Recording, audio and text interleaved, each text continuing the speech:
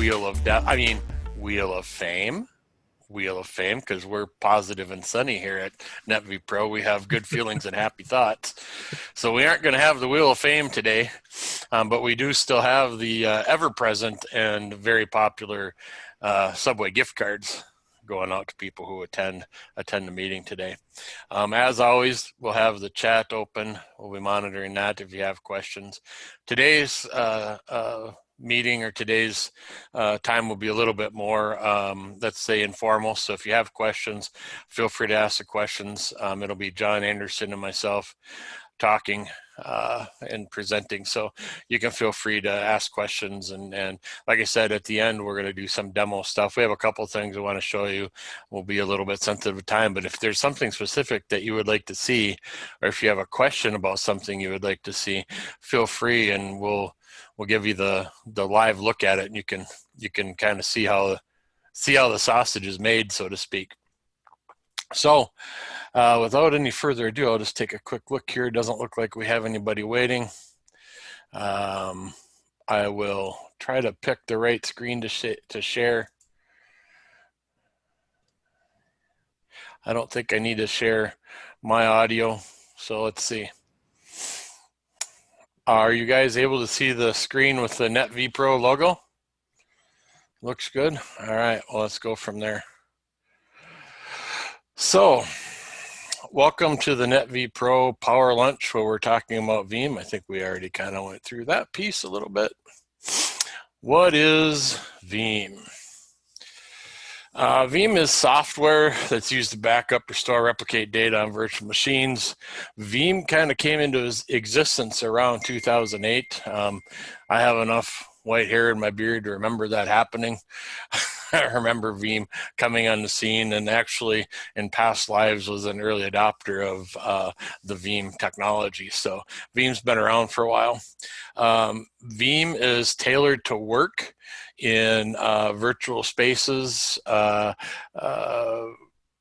with both Hyper-V and VMware, but now Veeam has actually kind of gone a little bit beyond that, and you can use it in a physical space as well. It didn't used to be able to be used in a physical space, but it can be for PCs, servers, and now Office 365, because yeah, and recently they're working on getting AWS backups included now. Yep.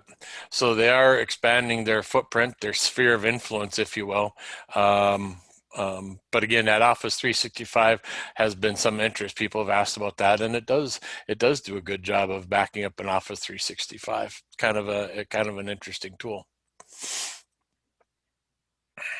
All right. Backup versus replication.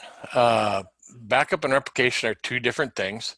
I'm going to give you a little bit of a textbook definition, if you will, a wordy definition of what each of those are, and then I think I'm going to ask John to give a little bit more after that. But backup refers to copying files or data blocks to some external media or secondary site for preservation in case of malfunction or a disaster at the server site.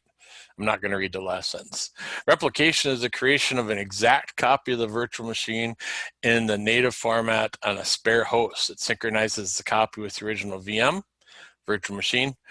Different from backups, replicas are stored in the original VM size.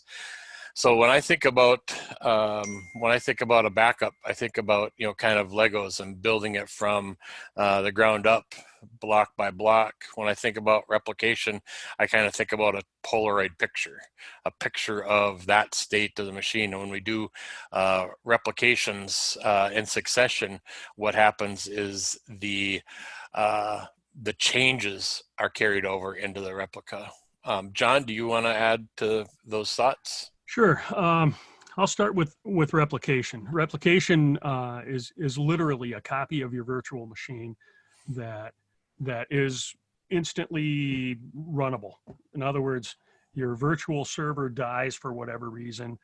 We can literally just go in, turn on the replicated version of that server, and you're back up and running. It has the same IP address, has all the same information from whenever that last snapshot was taken. A backup, on the other hand, is a copy of your data. It's compressed. And can be deduped. Right. Well, right. And that's part of Veeam does that automatically. And we can kind of play with the settings a little bit for that to speed things up or get more space utilization, whichever. But the backup allows us to create versioning in that I can have a version from yesterday. We can Veeam with Veeam you can do backups, every 20 minutes You or can once a back up day. as much as your space will allow, right? Exactly. And you can have as many copies or versions of that data as your space will allow. So, if you have an accounting group that wants something from the first of every year so they can review the last year, you can have a backup from the first of every year and keep those for 10 years if you want to, plus your dailies, weeklies, monthlies, and you can set the amount of retention you want. Then if you have a problem, you can go back to the point in time at which the problem didn't exist, pull your data, restore the machine. Actually, we can run the backups now as a compressed, where we can just mount the backup as a virtual machine and run that. It does run slower, but it gets you back up and running very quickly, even if you don't have a replication. But I think that for the purposes of today, it's just important to understand that there is a difference between a backup and a replication, and it's important to know what those differences are as you venture forth into the world of Veeam land. Right. All right. The 3-2-1 rule. The 3-2-1 backup rule is a revered and time-honored backup strategy. 3-2-1 backup strategy simply states that you should have. Before I do that, has anybody heard of the 3-2-1 rule? No? Some people have. Yeah, some people have, some people haven't. You should have 3 copies of your data. Okay, and we can think about that as 1 copy in production and 2 backup copies, and on 2 different media types. An example of that would be plus, right? Example of that would be disk and tape. Those are 2 different media types. And 1 copy off-site, so in a DR location. So that's kind of the golden rule. I don't know, John, do you have any thoughts about the 3-2-1 rule? NetVPro uses the 3-2-1 rule. We recommend it to our customers. It's an easy thing to remember. But John, do you have any input on the 3-2-1 rule? Tape's kind of going away. Yeah. Because it's slow. It is pretty reliable, but it is slow. So the tape piece of that kind of disappears for a lot of our customers, most Right. of our customers. Maybe I should put cloud in there. Maybe we should think of cloud as Well, the DR becoming a the media cloud, type. I don't know if you can call it a media type or not. But yeah, so it's a simple way to think of your backup recovery DR thing is the 3-2-1 rule.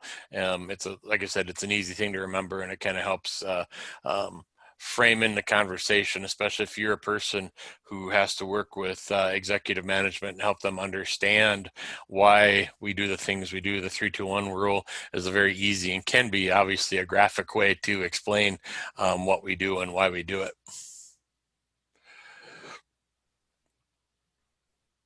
Veeam, one of the things that we want to talk about today and we'll go over is strengths.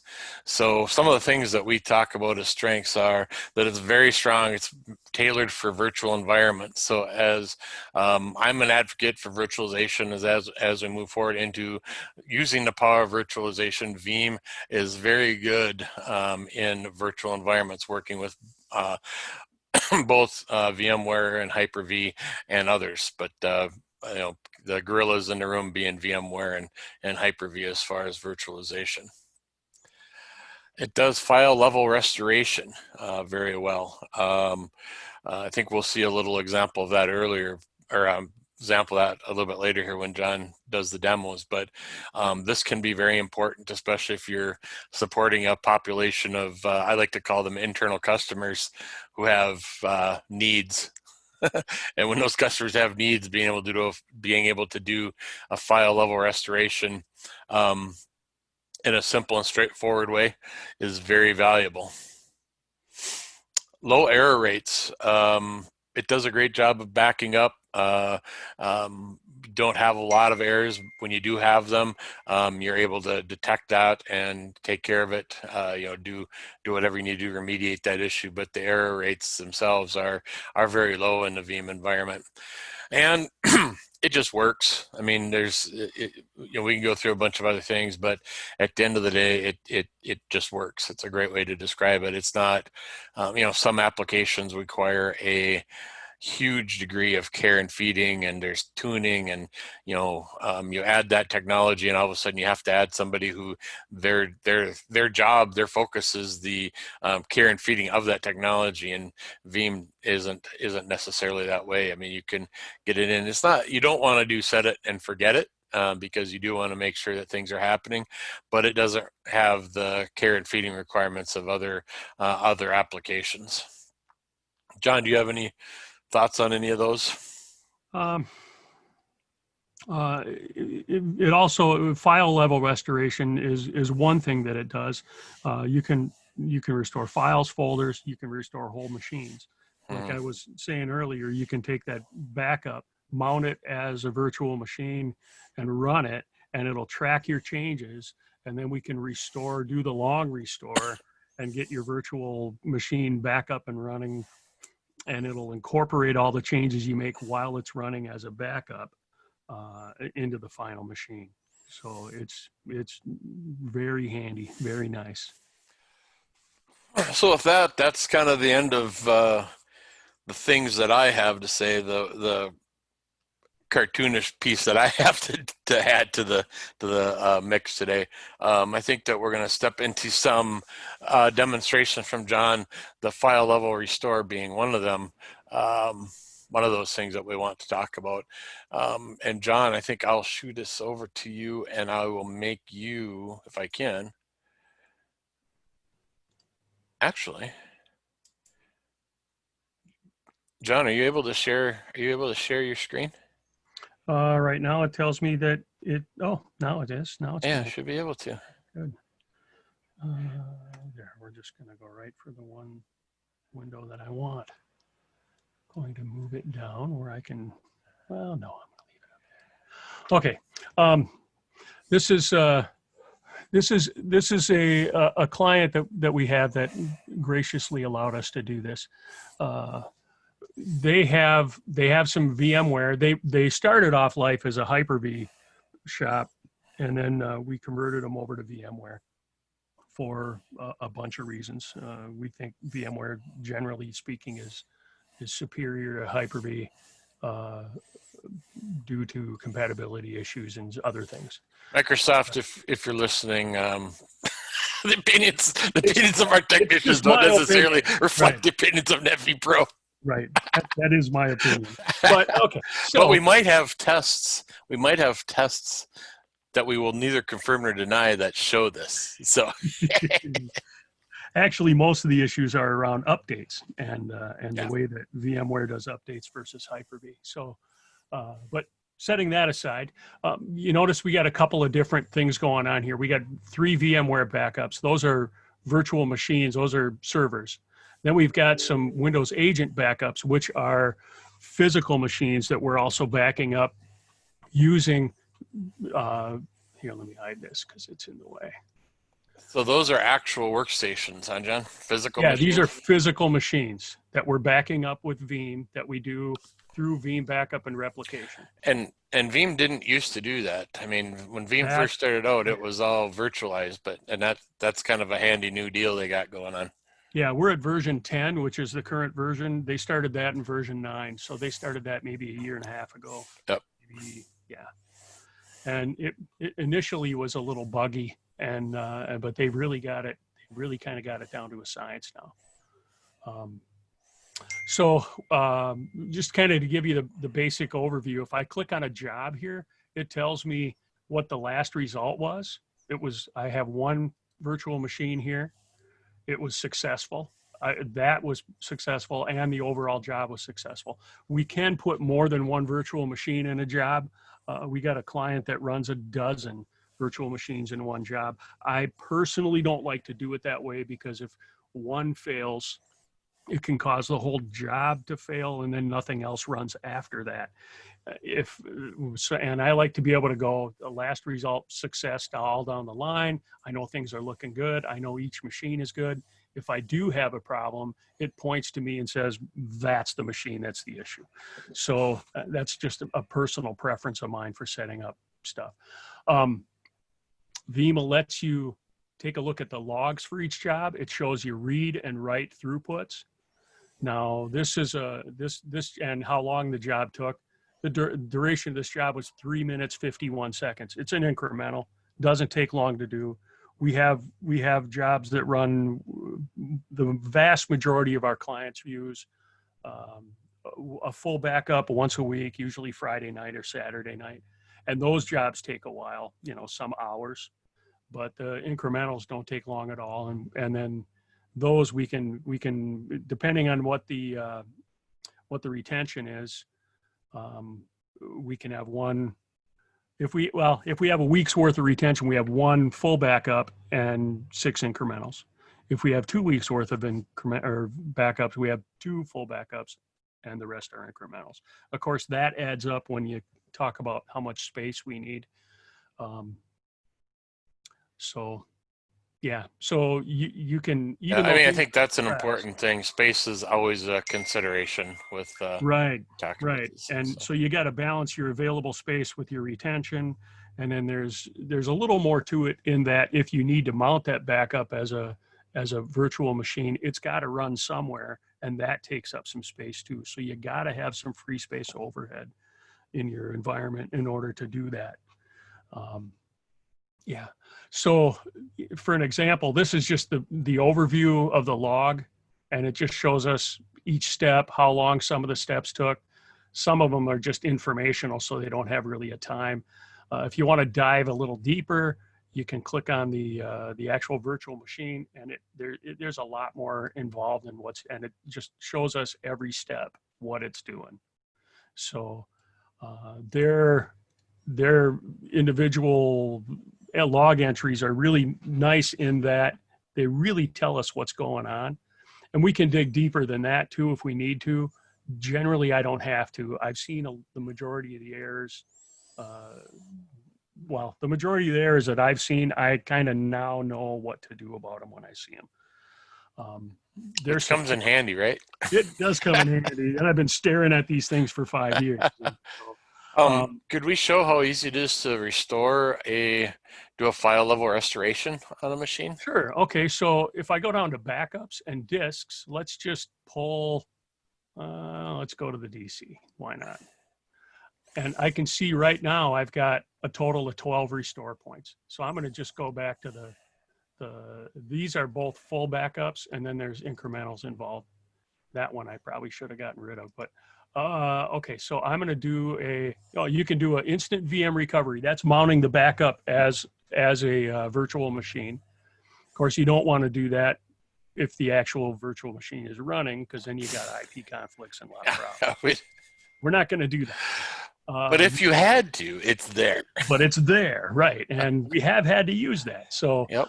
You can restore an entire virtual machine. That's not instant recovery. That will take hours. So sometimes I've seen where it's taken over a day. So that's good information too, to understand there's differences. There's different types of restorations that occur, and there's different time horizons for each. So it's important to understand those when you're working with your files. Ken, I saw you flag. Yeah, what's up? I do have a question here. Can you run the instant VM while you're also doing a restore? Yeah, actually, that's the recommended method. Veeam says if you have time for the full restore, do the full restore. If you need to get up right away, you do the instant recovery VM, and then you immediately start the actual full restore. And then I assume there's a way to import the new data into the restored VM. It does it automatically, and that's the one tricky bit with the whole Veeam restore process. Is there comes a point where both the restored machine and the instant recovery machine have to be off um, to incorporate the changes into the full VM.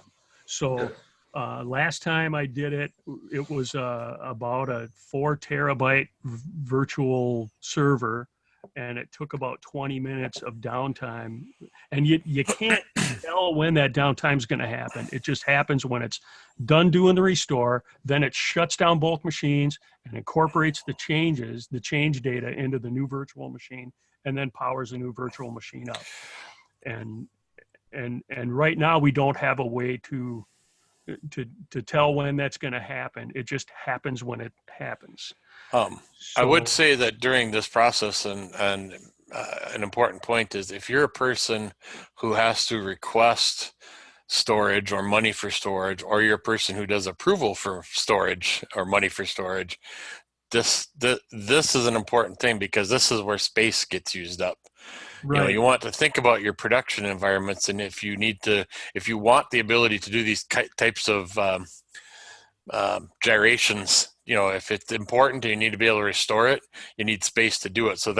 So when you're talking about space and why would I, you know, if I'm using 5 terabytes now, why would I want 15 terabytes of storage? Well, the ability to do this kind of stuff is the reason that you would want to have that extra storage. So it's an important thing to think about when you're sizing your solutions and adding disk and things like that.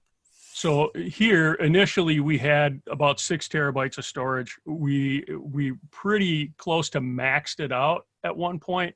We added another 4 terabytes of storage. Now we've got the free space we need in case of problems where we have to do that instant recovery. So we're running that in this storage, and all the change data sits in that storage so that we're not messing up our storage in our production environment. And then when it's Sometimes all we learn incorporated, by doing. yeah, You know, well, sometimes we learn we did painful bump lessons into by that. not having enough storage. I call that the convincer. Yes. So sometimes you have the convincer, and then you get the storage you need. But you can do all kinds of neat stuff with this. But storage is an important thing to think about when you're doing this stuff. So I'll go ahead, John. I'll keep Okay. my mouth shut now. So for now, what I'm going to do is just restore guest files, and it's going to be a Microsoft deal. So we're just going to, now we can go in and pick which backup we want. I'm just going to look at the So in other words, if a scenario is someone says, "Hey, you know what? I had a file from 3 days ago that I can't find, or it's lost, or something happened. Can you check on that?" You can actually go turn back back to the that three wheels of days time. ago. Right. You can wade through the sands of time and find that file, and you can charge them peanut M&Ms for your great and wonderful services. One caveat to this though is that if you have previous versions set up on your server so that your server keeps some snapshots, VSS snapshots, and you can go back in time and look at those, that data does not get backed up in the backup. You can't open this, you can't open that 3 days old stuff and then go into previous versions and find something else that's even older. So your oldest date in this case is 10 days ago. You can't go back any further. So your retention settings play into this as to what's going to work good for you. You know, um, you can put a reason here. You don't have to. I'm going to finish. What it's going to do now is it's going to open up like a Windows file browser. Come on, you can do it. And then we'll be able to browse that and grab whatever we need, copy and paste it back into wherever we want, or right click and restore, and it'll restore right back into that same location. I'm not going to do the final step here because I'm not going to with their final with the server, but at least it'll show you, you know, I can show you the process. So we're looking at their C drive, which is the only drive they had, and we can just, you know, go into whatever we normally get, and we can look and see if there's any documents in here, and yes, there is, right? So literally restore, overwrite, or keep. So you can version your restore. You can just copy it. You can open Windows Explorer and do it that way. And, you know, so it's really easy to use, and fairly bulletproof. So. I guess one of the things that I see that we're approaching 12:30, and I wanted to ask the group, is there anything specific that you would like to see as a demo? Is there anything that you would like to make sure that John can show us? I'd like to be sensitive to that if people want to see something and we can help. I have a question. Okay, Sure. Go ahead. So, John, you mentioned that you can restore a file to a different location. Sure. Okay. So, will it just in the file browser allow you to just save it to their desktop so they can easily find it? Sure. You can do a copy and paste and just paste it to their desktop. That's Okay. that's one way to do it. You can restore it and then create the folder you want to put it in, or browse to the location you want to put it and just drop it there. Okay. I just wanted to get a clarify on that. Thanks, John. Sure. And if you're using Agent for Windows, that process is actually even a little easier because you're already on the same machine as your data is.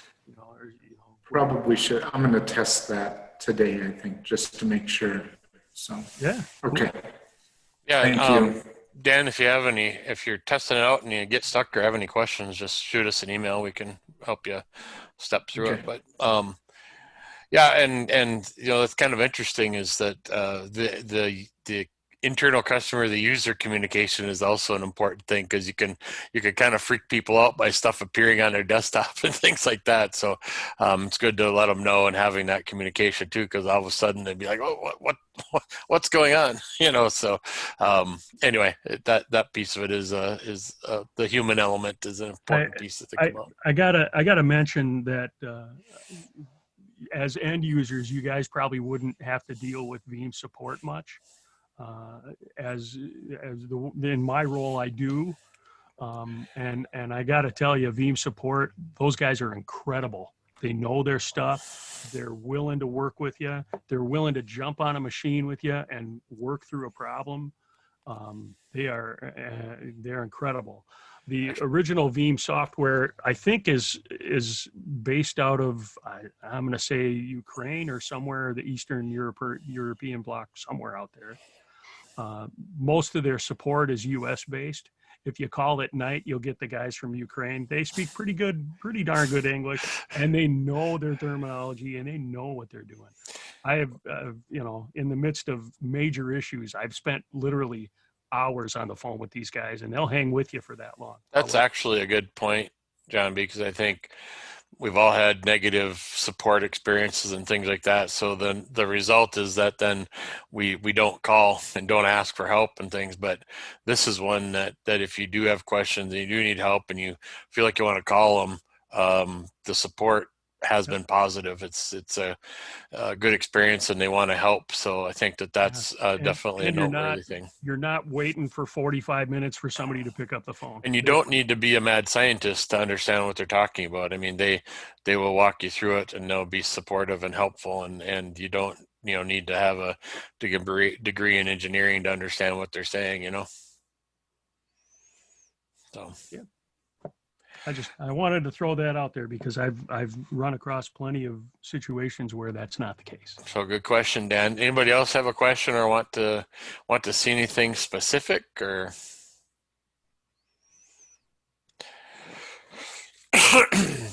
All right. Hearing nothing. I don't know, John, was there anything else you wanted to show? We have a couple minutes we can use up. I don't know. We kind of went through the logs and how we know that it's successful, I guess. Did we show that at a high level? I think we showed the logs, but did we talk about how to know if your backups are finishing? Well, the quick and dirty way is just to look up your backups. Okay, well, let me do just a little bit more of a dive. Here's your last result. They all show successes. So your last result was successful. And again, you can look here, you can look here. You can see that it was how much data was processed, how much time it took, what your data transfer rate was, all your stuff, if successes, warnings, errors, that all shows up here. If you get anything that's not a success, well, you can be alerted. I have email alerts set up to go to our ticketing system for all of our clients. So if there is a problem, it throws a ticket in for us to look at, and it alerts us. So that's really handy. Guess we have a question about it, whether or not we can send failures to ServiceNow. To what do you mean? Raj, what when we say ServiceNow, what are you thinking with that? So ServiceNow is a software as a service, basically. A lot of the industry has been using it for ticket handling. So it's one of the big known companies out there. So if I have an issue with Veeam and it's not able to back up a server for some reason, I would like it to send some kind of notification to ServiceNow to generate a ticket, so a part of the organization can look into it. This is the setup for emailing alerts. Okay. This is the global. You can also go in and modify it for each individual job if you have certain jobs you want to send to other places. So yeah, like I don't alert on success, but I do on everything else. Just to give you an example. And it also has some notifications, you know, for like free space. So it'll actually give you a little more information when things are getting critical. And you can obviously set those parameters. It'll also do some SNMP monitoring. We're not doing that. Oh, I'm looking in the wrong spot. We also encrypt everything. And just to show you where that's at. Here it is. Now I'm looking at backup copy jobs. So that's the offsite stuff. So we enable backup file encryption. We enter the password. And if you lose this password, you're done. You will not get access to that data. That actually is kind of an important point that, if you lose it, it's a one-way street. Right. So yeah. Obviously, we make sure that's documented. We write them on sticky notes and put them on our monitors. Exactly. That's a joke. NVPro doesn't do that. That's a joke. No, we have a password management system, a data keeper that's also encrypted and also, available online for us to use. So that's. But it is one of those red flag deals that will be a brick wall if you run into it. Yeah, we had a client a while back that switched to us, and they had already been using Veeam, and they had problems, and that's why they switched to us. And I went in to restore their backups, and I'm like, okay, where's your encryption password? And we don't have it. Well, then I can't restore your data. And they're like, call Veeam. And of course I did. And Veeam's like, well, no, that's encrypted. You have no access to that. We have no access to that data until you get the encryption password. So they had to approach their old IT people and, and that was an ugly conversation, I'm sure. Thankfully, I wasn't a part of that conversation. But, we do encrypt local backups and cloud backups. Those are managed separately. We don't do replications for this particular customer. A lot of them don't really require a replication because the ability we have to mount the backup as a virtual machine. One of the things that I like to do when we're thinking about the 3-2-1 rule and local backups and offsite backups and that, one of the ways I like to talk about it with those who would approve money is the ability to use it as part of your obsolescence plan with storage. So if you're implementing new production storage, you can obsolesce the current production storage into being your local backup target before it's moved off site. It's a great way to take advantage of squeezing as much juice out of the lemon as you can. So that's something to think about too when you're thinking about 3-2-1 rule and the backups and how to use some of that storage that you have as legacy. Are there any other questions or any other things that we'd like to see before we start to wrap her up? All right. Well, I'd like to thank everyone for attending today. I think, again, if you want a deep dive, it's a little bit of a challenge at the top level to do that, because we have a mix of people who maybe want granular information and people who are investigating it for the first time and want to see a high level. So if you want a deep dive, or if there's a specific feature or functionality that you're interested in seeing, just shoot me an email, keith@netvpro.com, and we'll either put together a special session to go through that for you, or maybe we'll even do it as a power lunch in the future. Again, we don't have a sponsor for the Wheel of Fame today. For that, but we do have on our next power lunch, we're going to have I believe it's the next one, and Haley, correct me if I'm wrong, we're going to have a guest presenter, and We are. that person may be here with us today. You have to roll it out with the drum roll, Keith. We'll have Kathy presenting, Kathy Zenzen from Engel Metallurgical, and we're going to look at an ERP app that they have going there. There's some very neat things going on with that ERP app, and graciously Kathy has agreed to join us to kind of give us an overview of that application and what it does and some of the features and functionalities. I think it turned out really good, and they have some neat business let's say business functions. Engel Metallurgical is a very interesting business. Seriously, how many of us have electron microscopes at our office? Not that many. Kathy does. Kathy does, yes. But it'll be an interesting presentation, and it's a good example of a specialized ERP app that was designed, purpose-driven for that business, and it turned out well, and we're doing some unique things that Kathy can tell us about on the 16th. So thank you, Kathy, for. No, I think it's the 8th. Is it the 8th? I don't know. Haley. The 16th. 16th. Okay, never mind. Okay, it's the 16th. long as Well, that's I was fully prepared to admit my wrongness. Yeah, I don't know where the 8th came from. That's okay. Wrong. So, again, thanks everybody. And if you have any wants, needs, desires, questions about Veeam, let us know. We'll set up a deep dive, or if it's something that is a broader topic, we can do it on a power lunch. So, with that, thanks, and everybody have a safe holiday weekend.